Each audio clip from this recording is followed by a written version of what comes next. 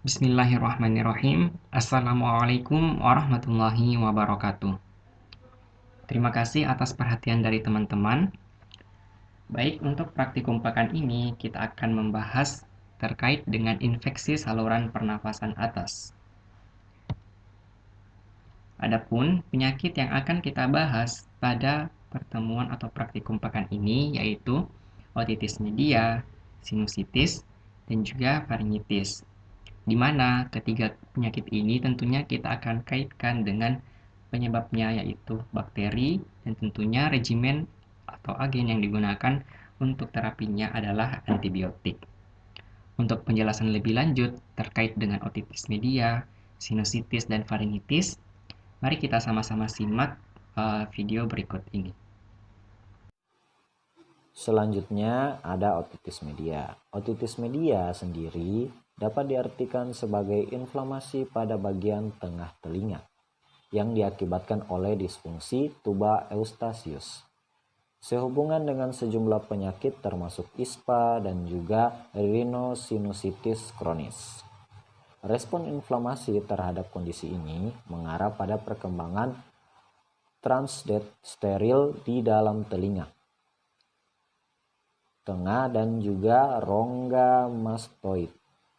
Otitis media terbagi atas 3 tipe, yaitu ada otitis media akut, otitis media yang ditandai dengan efusi, dan juga ada otitis media kronik. Otitis media dapat disebabkan oleh beberapa virus dan bakteri. Namun pada pembahasan kali ini kita hanya fokus pada bakteri saja, di mana dalam tata laksana kita akan menggunakan atau gunakan antibiotik sebagai agen terapinya.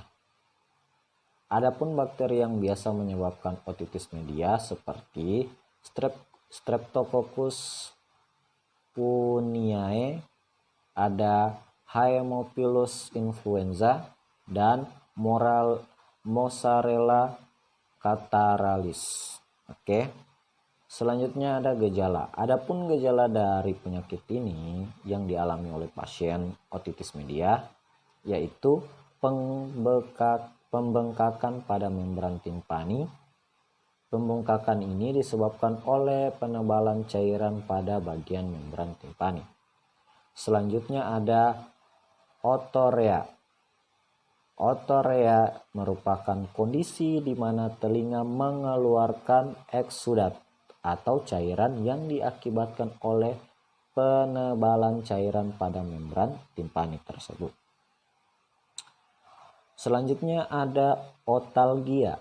Otalgia merupakan kondisi nyeri pada bagian telinga, di mana ini dapat terjadi dengan derajat sedang hingga berat jika nyeri berlangsung setidaknya 48 jam. Terakhir ada demam, yaitu peningkatan suhu tubuh hingga 39 derajat atau lebih sebagai respon adanya infeksi pada tubuh. Patofisiologi dari otitis media yaitu otitis media akut biasanya mengikuti infeksi saluran pernapasan atas yang disebabkan oleh virus yang mengganggu aparatus mukosiliar dan menyebabkan disfungsi pada bagian tuba eustachius di bagian telinga tengah. Bagian telinga tengah ini merupakan ruang yang terletak di bagian belakang membran timpani. Telinga yang tidak terinfeksi bakteri memiliki membran timpani yang tipis dan bersih. Pada otitis media, membran timpani mengalami pembengkakan seperti yang dijelaskan sebelumnya, dan eritematosa akibat penumpukan cairan. Bakteri yang berkoloni di nasofaring akan memasuki bagian telinga tengah dan tidak dibersihkan sebagaimana mestinya oleh sistem mukosiliar. Akibatnya bakteri dapat berproliferasi dan menyebabkan infeksi. Untuk terapi antibiotiknya sendiri itu pada dosis awal, untuk lini pertama amoksisilin diberikan 80-90 mg per kilogram secara oral 2 kali sehari. Ada amoksisilin kalfulanat juga. Amoksisilin kalfulanat ini kan kombinasi, di mana amoksisilin 90 mg per kilogram per hari ditambah dengan kalfulanat 6,4 mg per kilogram per hari secara oral. 2 kali untuk pemakaiannya, 2 kali sehari dengan dosis terbagi jika ada kriteria tertentu. Lini kedua atau alergi penisilin seperti Cefdinir 14 mg per kilogram per hari secara oral dalam 1-2 dosis. Cefuroxim 30 mg per kilogram per hari secara oral dalam 2 dosis terbagi. Selanjutnya, Cepodoxim 10 mg per kilogram per hari secara oral dalam 2 dosis terbagi. Dan terakhir ada Ceftriaxone 1-3 hari 50 mg per kilogram per hari melalui IM ataupun IV. Selanjutnya ada kegagalan pada jam ke-48 sampai 73 atau pada hari kedua sampai hari ketiga. Lini pertamanya yaitu bisa menggunakan amoksisilin kalfulanat atau amoxiclav biasa disebut. Amoksisilinnya 90 mg per kilogram berat badan per hari ditambah dengan kalfulanat 6,4 mg per kilogram per hari secara oral 2 kali sehari dan dengan dosis terbagi untuk penggunaannya. Selanjutnya ada Ceftriaxone 1-3 hari 50 mg per kilogram berat badan per hari IM maupun IV. Oke, jika alergi penisilin. Untuk lini keduanya, jika alergi penisilin, yaitu bisa digunakan clindamycin 30-40 mg per kilogram per hari secara oral dalam 3 dosis terbagi ditambah cefalosporin generasi ketiga. Selanjutnya, kita akan membahas tentang sinusitis. Mulai dari definisi, etiologi, gejala, patofisiologi, dan terapi antibiotiknya. Ada baiknya kita harus mengetahui dulu definisi dari sinusitis. Sinusitis merupakan inflamasi dan infeksi yang terjadi pada sinus paranasal atau rongga udara yang dilapisi membran sekitar hidung. Sinusitis terbagi atas 2 tipe, yaitu sinusitis akut dan kronis. Berdasarkan lama terjadinya penyakit ini, sinusitis akut terjadi kurang dari 4 minggu, sedangkan sinusitis kronis dapat terjadi hingga lebih dari 12 minggu. Setelah mengetahui definisi, ada baiknya kita mengetahui penyebabnya atau etiologi. Berdasarkan penyebabnya, sinusitis terbagi atas 2 kelompok, yaitu sinusitis non-infeksi dan sinusitis infeksi. Untuk penyebabnya, sinusitis non-infeksi dapat terjadi akibat rinitis alergi, barotrauma, atau iritan kimiawi. Sedangkan penyebab sinusitis infeksi yaitu berasal dari virus, bakteri, dan fungi. Namun, pada pembahasan ini kita hanya fokus pada bakteri, di mana dalam tata laksananya kita akan gunakan antibiotik sebagai agen terapinya. Adapun bakteri yang paling sering menyebabkan sinusitis kurang lebih sama dengan bakteri penyebab otitis media, yaitu Streptococcus pneumoniae, Haemophilus influenza, Moxarella catarrhalis, dan Staphylococcus aureus. Adapun gejala yang meliputi tanda biasanya terdapat pada pasien sinusitis adalah cairan hidung anterior dan posteriornya bernanah atau berubah warna, hidung tersumbat, kongestif pada wajah atau terasa kepenuhan, nyeri atau tekanan pada wajah, demam, sakit kepala, sakit atau tekanan atau kepenuhan pada telinga, halitosis, sakit gigi, batuk, dan kelelahan. Selanjutnya, kita akan membahas tentang patofisiologi. Patofisiologi merupakan alur terjadinya suatu penyakit, yang mana seperti pada otitis media akut, sinusitis bakteri akut sebagian besar diawali dengan infeksi saluran pernafasan oleh virus yang menyebabkan inflamasi pada membran mukosa. Inflamasi tersebut akan menyebabkan penyumbatan pada sinus ostia, yaitu jalur yang mengalirkan cairan sinus.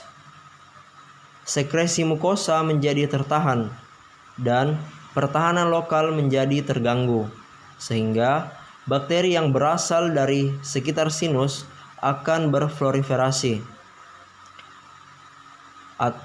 Untuk sinus maksilaris dan etmoid paling sering mengalami sinusitis. Adapun terapi antibiotik yang diberikan untuk pasien yang mengalami sinusitis terbagi menjadi terapi awal yang meliputi lini pertama, yaitu pemberian amoksisilin dan asam klavulanat dengan dosis sekian. Untuk lini kedua dapat diberikan amoksisilin dan klavulanat, asam klavulanat, serta doxycycline dengan dosis sekian. Untuk pasien yang alergi terhadap beta-laktam dapat diberikan doxycycline, levofloxacin, dan moxifloxacin. Untuk pasien yang berisiko mengalami resistensi untuk antibiotik atau yang mengalami kegagalan pada terapi awal dapat diberikan amoksisilin dan asam klavulanat, levofloxacin, dan moxifloxacin. Untuk pasien yang infeksi berat atau yang membutuhkan rawat inap bisa diberikan ampicillin dan sulbactam dengan dosis sekian, levofloxacin, moxifloxacin, ceftriaxone, dan cefotaxime.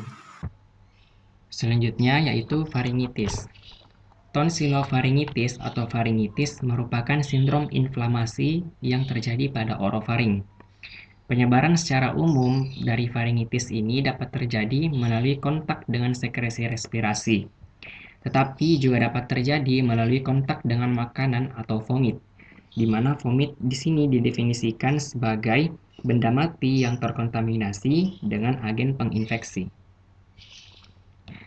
Adapun agen mikrobiologi atau agen mikroba yang dapat menyebabkan faringitis ada dua, yaitu virus dan bakteri, di mana virus merupakan agen penginfeksi yang sering atau paling sering menyebabkan faringitis dibandingkan dengan bakteri. Namun, sesuai dengan topik pembahasan kita pada praktikum kali ini, kita hanya fokus pada agen-agen terapi dengan menggunakan antibiotik. Sehingga etiologi yang kita tampilkan di sini adalah bakteri. Nah, adapun bakteri yang paling sering menyebabkan faringitis adalah GABHS atau grup A beta hemolytic streptococcus. Sedangkan bakteri-bakteri lainnya merupakan bakteri yang juga dapat menyebabkan faringitis, akan tetapi kasusnya ini lebih sedikit terjadi dibandingkan dengan GABHS. Sehingga nantinya pada bagian tata laksana ini kita hanya fokuskan terkait dengan treatment atau guideline terkait dengan pengobatan faringitis yang disebabkan oleh GABHS. Adapun gejala-gejala yang dapat terjadi pada pasien yang mengalami faringitis yaitu sakit tenggorokan, kemudian nyeri saat menelan, demam, sakit kepala, mual, muntah, nyeri pada bagian perut, di mana gejala ini merupakan gejala yang utamanya terjadi pada anak. Kemudian dapat juga terjadi eritema atau inflamasi yang terjadi pada tonsil dan juga faring, di mana inflamasi ini dapat terjadi atau dapat ditandai dengan adanya atau tidaknya eksudat yang belang-belang atau disebut dengan PC exudates. Kemudian kelenjar getah bening yang membesar dan lunak, di mana pembengkakan kelenjar getah bening ini juga merupakan salah satu tanda bahwa tubuh ini mengalami infeksi.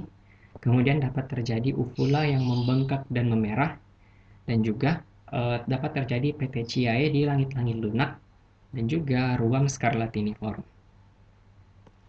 Adapun patofisiologi dari faringitis di sini sebenarnya tidak dijelaskan dengan baik. Akan tetapi, faringitis ini tentunya diawali dengan adanya organisme pembawa penyakit yang tidak bergejala.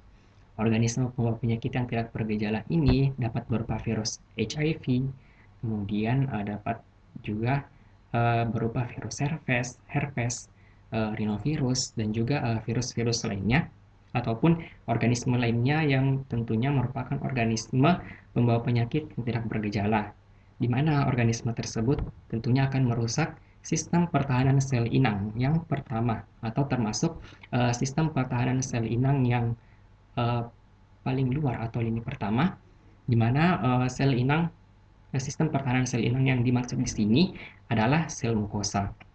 Nah, sel mukosa tersebut akan mengalami kerusakan oleh organisme pembawa penyakit yang tidak bergejala, dan tentunya bakteri yang berada di bagian orofaring tersebut akan bermigrasi ke lokasi kerusakan atau ke bagian mukosa yang mengalami kerusakan tersebut. Nah, karena kalau kerusakan terjadi pada bagian mukosa, tentunya akan menyebabkan sekresi cairan atau eksudat yang di mana cairan tersebut merupakan media yang baik bagi bakteri untuk melakukan untuk membentuk koloni dan juga mengalami proliferasi. Nah, bakteri yang berproliferasi pada bagian yang mengalami kerusakan tersebut selanjutnya akan menyebabkan infeksi dan dapat menyebabkan yang namanya faringitis. Adapun guideline atau tata laksana yang dapat dilakukan pada pasien yang mengalami faringitis yang disebabkan oleh bakteri GABHS, yaitu terbagi menjadi dua kelompok ya. Nah, kelompok pertama di situ merupakan antibiotik pilihan. Adapun antibiotik pilihan yang dapat dilihat di situ merupakan antibiotik yang termasuk dalam golongan penisilin. Nah, antibiotik pertama yaitu penisilin V dapat diberikan pada anak-anak dengan dosis 250 mg 2 kali sehari atau 3 kali sehari secara oral. Kemudian dapat juga diberikan pada orang dewasa dengan dosis 250 mg 4 kali sehari atau 500 mg 2 kali sehari, di mana lama pengobatannya dilakukan selama 10 hari. Kemudian antibiotik yang kedua yaitu penisilin G-benzatin, di mana penisilin G-benzatin ini dapat diberikan pada dosis yang berbeda, di mana dosis ini diatur sesuai dengan berat badan pasien. Jika berat badan pasien ini di bawah 27 kg, maka diberikan dosis 0,6 juta unit. Kemudian jika pasien ini berberat badan 27 kg atau di atasnya atau lebih, maka dosis dapat diberikan yaitu 1,2 juta unit, di mana pemberian obat ini diberikan melalui rute intramuskular.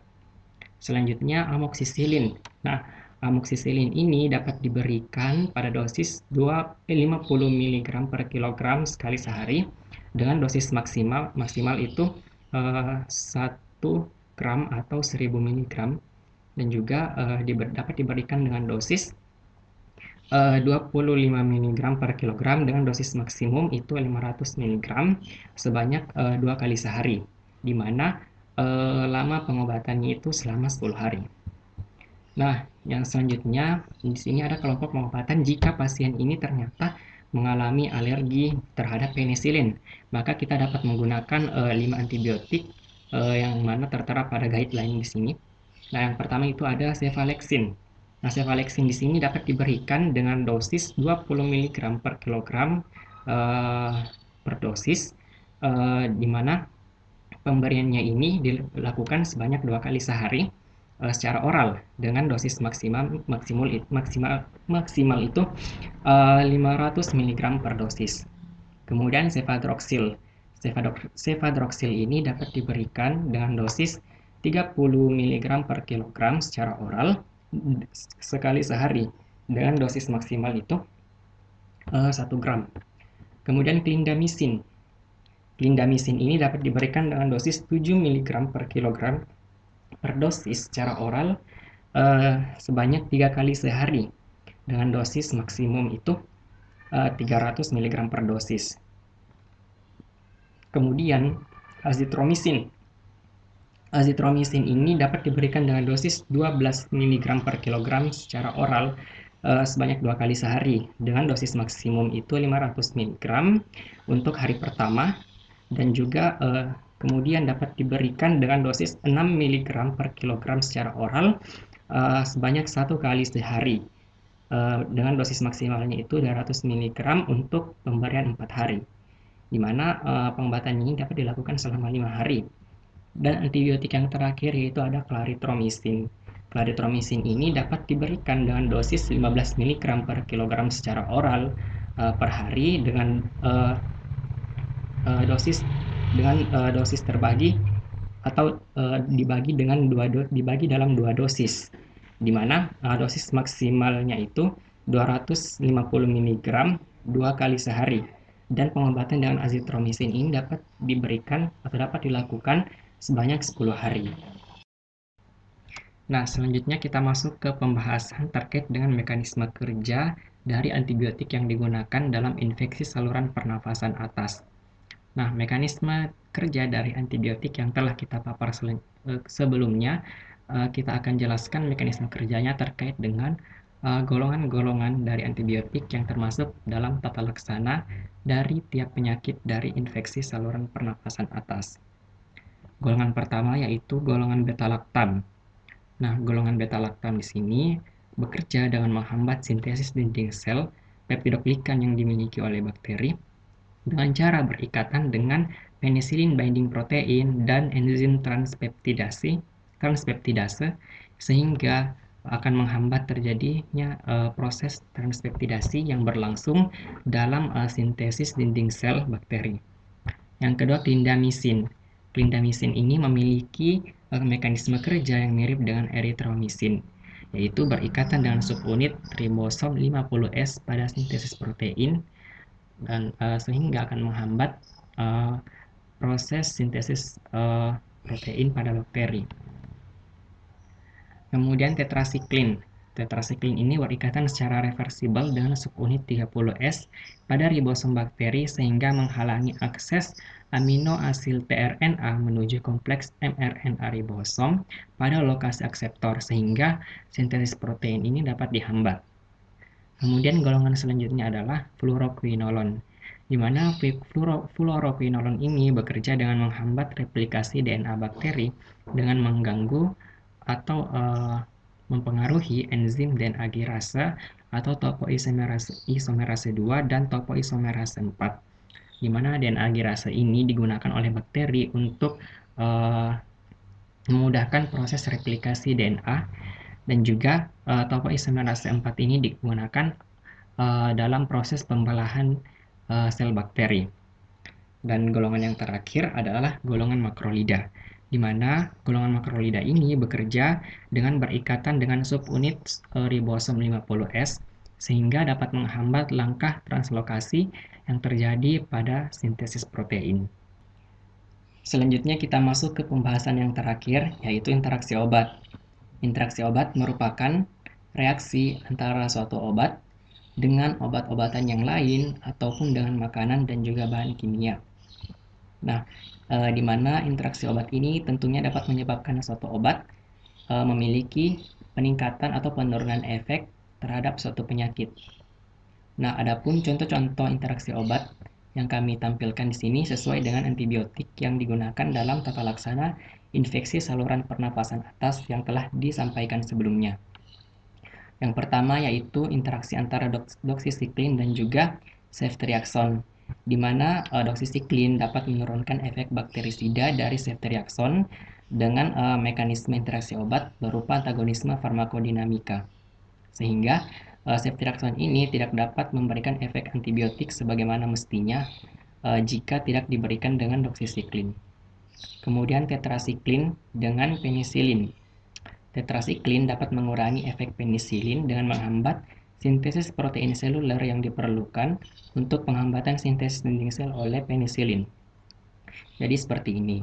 Secara normal, sintesis protein ini merupakan salah satu mekanisme yang terjadi dalam sel bakteri, di mana akan dihasilkan protein-protein yang tentunya dibutuhkan dalam kelangsungan hidup bakteri. Salah satu kegunaan protein tersebut adalah dengan membentuk yang namanya dinding sel. Nah, karena adanya tetrasiklin tentunya dapat menghambat sintesis protein, sehingga protein-protein yang dihasilkan tentunya juga berkurang, dan protein-protein yang dibutuhkan untuk membangun yang namanya dinding sel bakteri itu juga berkurang. Akibatnya secara tidak langsung penghambatan dinding sel juga akan terjadi. Penghambatan sintesis dinding sel juga akan terjadi. Nah, bersamaan dengan pemberian tetrasiklin tentunya akan mengurangi efek penisilin, di mana secara normal penisilin ini bekerja dengan menghambat sintesis dinding sel pada bakteri. Nah, karena penghambatan sintesis dinding sel telah dihambat secara tidak langsung melalui penghambatan sintesis protein seluler yang dilakukan oleh tetrasiklin, sehingga lokasi target dari penisilin ini tentunya akan berkurang bahkan tidak ada, sehingga penisilin ini tentunya tidak dapat memberikan efek secara maksimal terhadap bakteri terkait dengan efek antibiotik yang dimilikinya. Oke, selanjutnya interaksi antara eritromisin dan juga levofloxacin, di mana interaksi antara kedua antibiotik ini tentunya dapat meningkatkan perpanjangan interval QT, di mana interval QT ini dapat dilihat pada elektrokardiogram.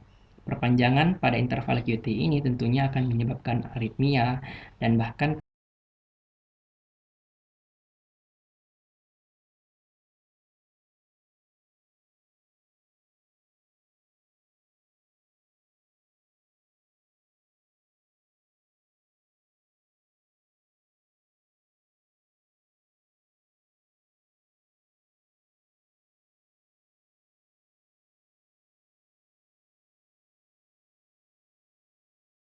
wabarakatuh.